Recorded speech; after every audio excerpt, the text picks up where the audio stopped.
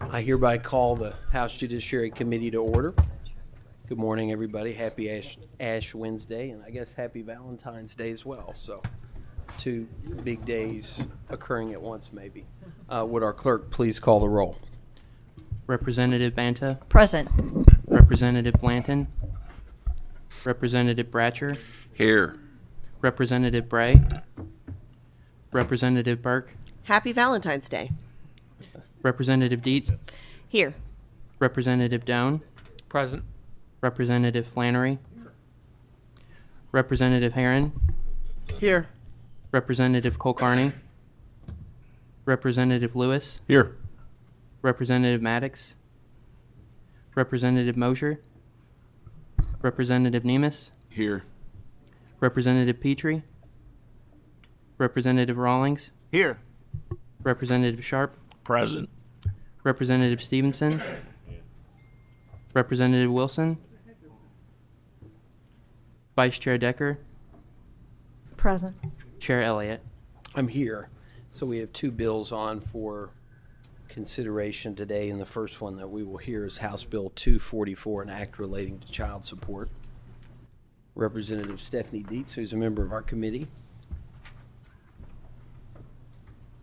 And I know she has a guest, so if you'd come forward and introduce yourselves, and then you may proceed.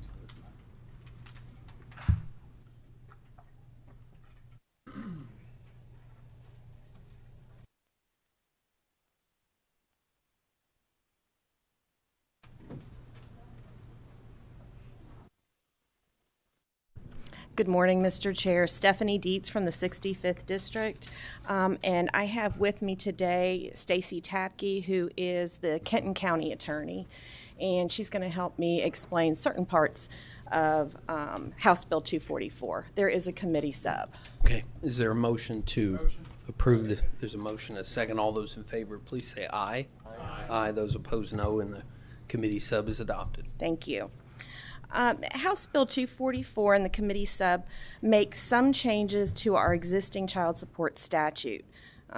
Ms. Tapke will talk more about this, but as you recall, the passage of this bill actually predates my being in the House. So what we're doing is really tweaking some things that we've seen over the past 2 years since it went into existence. I can go through some of the technical changes. They were also technical changes that were in the committee sub. We've already defined what day is, but what we did is we also added sections that detail when parenting time begins and ends, including if the children are dropped off at a child care provider or at school. We've also increased the number of days to receive a parenting time credit from 73 days to 88 days in care, custody, or control of a receiving parent. And we also cleaned up some language that states that the time credit shall only be applicable for parenting time that is court-ordered or parenting time that is exercised by consent of the parties. I'm going to go ahead and let Ms. Tapke talk about the biggest changes and why we needed to make those. Good morning, everyone. Thank you for having me here again. I'm a proud constituent of Representative Dietz and also the county attorney, and been here before on behalf of the County Attorneys Association. This is kind of hopefully the conclusion of a very long journey that goes back to maybe 17 or 18 when we were working very hard to update the child support guidelines that hadn't been updated since 1990. So those finally were updated in 2021, and as a part of that bill, there also was the creation of this shared parenting and some other provisions that I believe, my memory is, everyone sort of recognized was going to require some additional legislation as time went on to make sure that it was being implemented effectively. So then in 2022, the bill was passed. That's the current version of what exists in Kentucky law. So this is that attempt to just further fine-tune some things that now that this has been in existence and it's being applied in the courtrooms across Kentucky, that will make that a little bit better. Part of what this bill does is help clarify the county attorney's role, that we're not being brought in to discuss or interpret or decide what is in fact custodial time that's being left to the judges. It also is going to allow the judges some discretion when it comes to allowing a parent to have some shared parenting time credit in the event that the person who is technically the custodial parent receives some particular benefits. That has been creating kind of some inconsistencies and some issues as it's being deployed, and it just kind of, like I said, helps fine-tune what this body has already kind of put into place, if that helps. And any particular questions, I'm happy to try to answer. I don't have any of my staff with me here today, and they are the true subject matter experts. Thank you very much. Is there any discussion? Representative Flannery. Thank you, Mr. Chairman. Representative Dietz, appreciate this bill. I know we discussed this briefly yesterday. Had an opportunity to look at this committee sub, and I guess I think I'm reading this correctly. If you have true equal time sharing, and the court makes that determination that it's truly 50-50, there would still be an obligation by the party that has a higher gross income? Yes. Sorry. Yes, that's still the case. Is that something that you just kind of think is kind of a court-to-court practice, or is there something that already requires that in the law? Or it would just be is this adopting maybe the way different courts have tried to deal with kind of the equal time sharing situation? Or if I understand your question, our courts are already following this percentage or this credit. They've been doing that since last year. And I think that this is already in existence. I don't know if that answers your question or not, but we're already giving the credit. Now, we do have a problem, and I'll call them out. The cabinet has not finished the child support worksheet yet. Yeah. And I know that's something that we're all waiting on, but our courts are using some draft of a worksheet now. So I hope the cabinet's going to move forward on that and get the worksheet to us. One follow-up, Mr. Chairman. Yes, go ahead. Yeah, I agree. It's I know I've had a lot of good faith disputes with opposing counsel on really how to calculate this and using the worksheet, and usually what I just ask the court if they'll do it, and because they're probably going to make the determination anyway, and it saves all of us a lot of problems. But I appreciate you bringing this bill. And I just want to be sure I was correct on how I was reading that. So thank you. Thank you. Representative Burke. Thank you, Chair.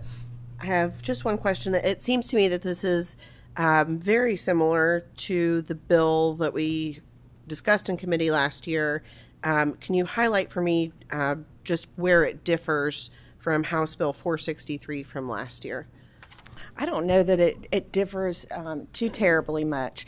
One of the things that we did put in there, and I worked with Ms. Tacky and the county attorneys, is under Section 6, where we are allowing the judges now to have discretion in awarding that shared time credit to people that receive K-CHIP or K-TAP or SNAP or on Medicaid. And Ms. Tacky's got a great example of an issue that occurred in her office of, where that was a little unfair to the parent, maybe was carrying health insurance, someone that was receiving some assistance, and then they weren't receiving the credit. So this now will give the judge discretion to fix that. Thank you. Thank you, Representative Doan. Thank you for bringing this bill. Just a quick comment on it. One of the changes that I had a problem with from last year, and you've corrected in this bill, was that a modification required a mandatory change in parenting time. The way that the law is currently set is that 50-50 equal parenting time is the preferred default, and so that under the previous iteration that we had, any modification would have required a change in parenting time. This bill doesn't do that, and so it's a much better change, and I appreciate you for bringing this. Thank you. Is there any other discussion? If not, I'll entertain a motion to adopt. Motion, and there's a second. Would our clerk please call the roll? Representative Banta, Yes. Representative Blanton, Representative Bratcher, Yes. Representative Bray, Representative Burke, Yay. Representative Decker, Yes. Representative Dietz, Yes. Representative Doan, Yes. Representative Flannery, Yes. Representative Herron, Yes. Representative Kulkarni, Representative Lewis, Yes. Representative Maddox, Yes. Representative Mosier, Yes. Representative Nemus, Yes. Representative Petrie, Representative Rawlings, Yes. Representative Sharp, Aye. Representative Stevenson, Representative Wilson, Chair Elliott. Aye.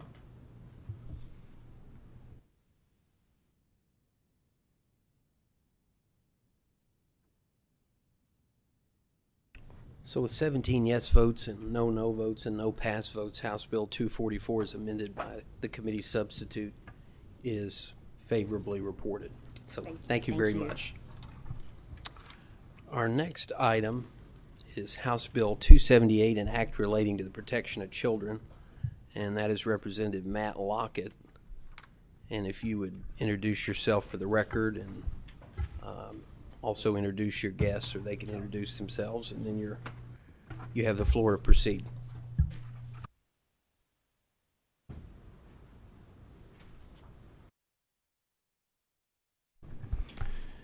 Thank you, Mr. Chairman. My name is Matt Lockett. I'm the state representative out of the 39th District, and I will let my guests introduce themselves. Good morning, everybody. Good morning, everybody. Thank you all for having us. Reva Zakaria, the criminal chief at the Office of the Attorney General. Good morning. My name is Matt Hedden. I'm the Special Victims Unit Director for the Department of Criminal Investigations at the Attorney General's Office. Thank you, Mr. Chairman. Yeah, go ahead. And I'm Hillary Sykes. Thank you, Mr. Chairman, and committee members. I appreciate your consideration for House Bill 278. There is a committee sub that I would like to address. Motion on the committee sub. There's a motion and a second. All those in favor, aye. Aye. Opposed, no. And the sub is adopted. So if you would just go through and explain the difference Yes, sir. in the original bill and the sub. So the major differences between the original House Bill 278 and Committee Sub 3 is that 278 originally contained language that was also included in House Bill 207, which has passed the House. So there's obviously a need to not put that in two separate bills. I would like to start on 278 just to really kind of detail the overall goal of this bill.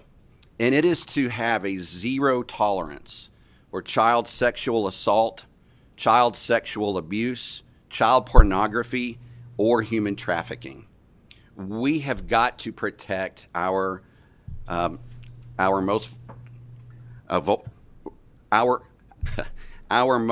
vulnerable people in our communities and show others that we absolutely mean business when it comes to protecting our children. We have worked on this particular bill for months with advocate groups, with the Attorney General's office, beginning with Cameron's office and now Coleman's office as well. And I would like to walk through each individual section, just briefly explaining what is in the bill and changes to current statute. So first of all, in Section 1, it just simply adds childhood sexual assault or abuse on the JC3 uniform reporting form that is currently used by law enforcement. Section 2, and I've got to admit, this is one that I was surprised when this was brought to me that current law actually allows this, but Section 2 states that a superintendent shall not employ any position or person who has been convicted of an offense that would classify him or her as a violent offender, or that has been convicted of a sex crime or a misdemeanor sex crime, or that they have been required to register as a sex offender. Current law allows a superintendent where it says that they may. Section 3 removes the statute of limitations on childhood sexual assaults or abuse. Our current law states that a person has 10 years to report that assault, with the latest being 10 years after they turn the age of 18 years old. Therefore, 28 years old would be the latest age that someone could report this abuse or assault. We also know that the average age to report childhood sexual assault or abuse is close to 40 years old, well beyond what our current statute says. And it's important to note that this provision is not retroactive and does not include anyone whose statute has already expired. Section 4 simply increases the felony class for rape in the second degree from a Class C to a B if that defendant is a person in position of authority, such as a teacher or a pastor. And Section 5 is the same as Section 4 language, except for sodomy in the second degree. Section 6 raises the felony level from a Class D to a Class C for solicitation of a minor using electronic systems, computers, cell phones, etc. It also raises the felony level from a Class C to a Class B if the minor is under 12 and the person is in a position of authority, or if they were procured for human trafficking.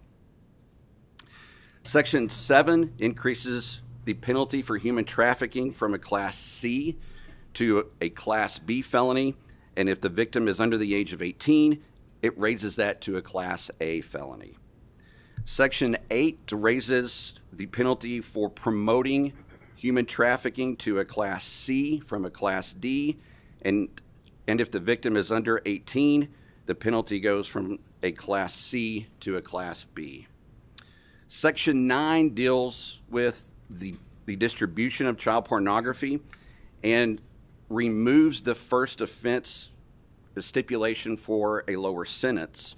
HB 278 says that if a person is knowingly distributing matter or child pornography and the minor is less than 18, it is a Class C felony. If the minor is under 12, it's a Class B. And Section 9 also states that if a person is convicted under this statute, that they must serve at least 85% of the sentence imposed. So if there are questions, I will take those at this time. Thank you, Representative Lockett. Is there any discussion amongst the membership? Representative Flannery.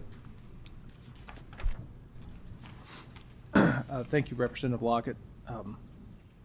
Appreciate the bill. I think it is appropriate to get tougher on this. I guess one concern I would have on page 16, I guess kind of one phenomenon that we see with younger kids today is oftentimes you might have two minors that are doing obvious things that this bill would apply to, and it's recorded and maybe put on some sort of social media. I guess my concern would be is how would this impact maybe juveniles that are, all the participants may be underage or 18, 19, and I just think sometimes it's important to have, consider the age of these participants when you really don't have, grown adults being, involved, and it's not being used for commercial purposes. I'll answer that. Pull that microphone up closer to you and turn it on if it's not on. So in our experience, the predominant people that distribute this type of material are not 17-year-olds, to use their term, sexting each other.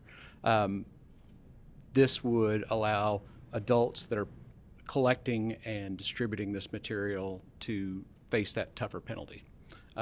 Ultimately, it would be up to law enforcement as well as a prosecutor to investigate those crimes that involve those 17-year-olds and make that determination about if this was a repetitive conduct between these two kids. So if all the participants were all underage, I would think that this would still apply to them. Yes.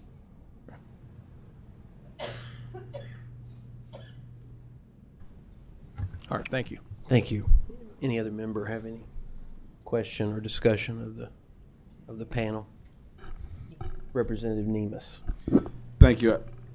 Representative Flannery and I were talking about that a minute ago, and it would apply to those people, and I don't think it should. So if 15-year-olds are being dumb, they should be held accountable. But a B felony, and they can never work for the school system in their life. I mean, prosecutorial discretion is a part of it, no doubt about that. But that has to be amended, I think, in my view. It needs to apply to adults, I think. What section are you looking at? It's section 9. I believe it's section 9. And it says any person.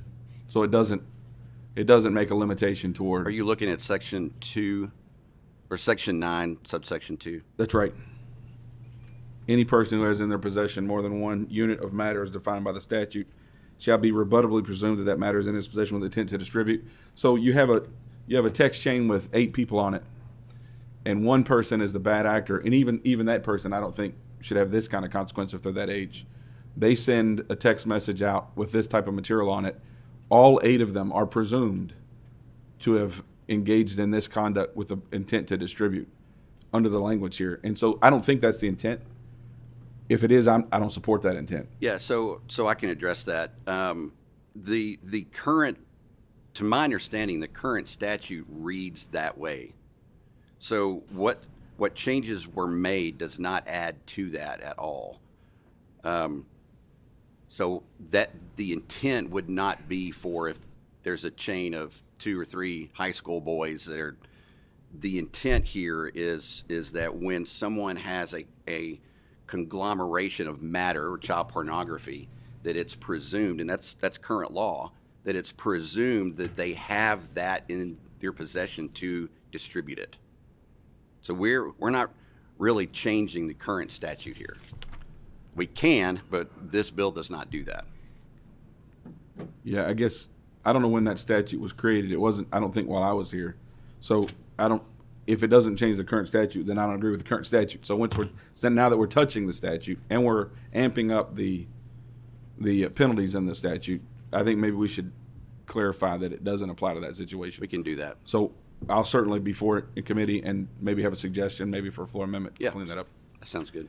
And thank you for bringing this. I think it's a very important issue, and I'm glad we're addressing it. Thank you, Mr. Chairman. Thank you, Representative Nemus. Does anyone else have any questions or comments? There's always an element of prosecutorial discretion, I think, in whatever we pass here. So,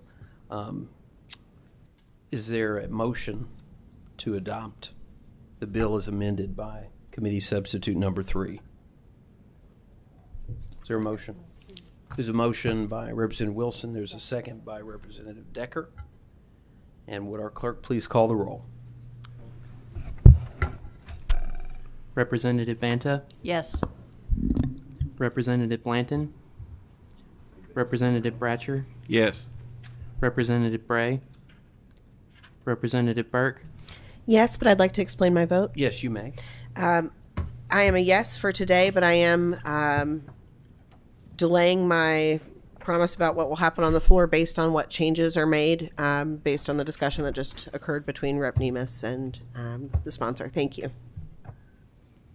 Representative Decker, Yes. Representative Dietz, Yes. Representative Doan, Yes. Representative Flannery, I'd like to explain my yes vote. Yes, you may.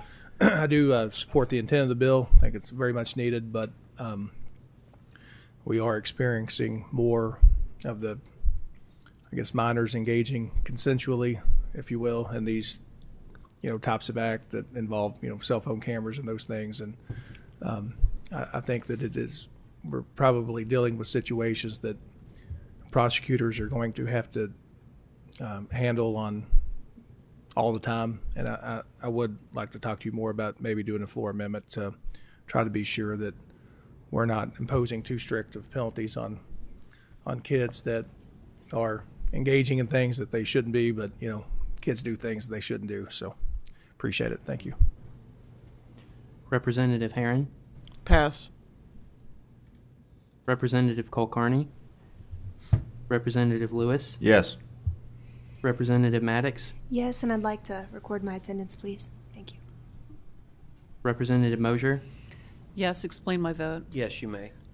Thank you, Mr. Chairman. Thank you for this bill. I think it's very important, but I would like to see that clarification in Section 9 in a floor amendment. But I am a yes today, and I would like to record my presence. Thank you. So recorded. Representative Nemes, Yes. Representative Petrie, Representative Rawlings, Yes. Representative Sharp, Aye. Representative Stevenson, Explain my vote. Yes, you may. I am a pass until we get the issue resolved, because I really have no control over who texts me. I wish I did. And then we can work it out. I think what you said was very important, that we must protect children. And I'd like to say that I'm here. So recorded. Representative Wilson, Chair Elliott. I'm an aye. So with 15 yes votes and no votes, House Bill 278 and 2 pass votes, House Bill 278 as amended by the substitute is passed and should be reported with favorable expression. So congratulations. There's no other business to come before the committee. We'll stand adjourned.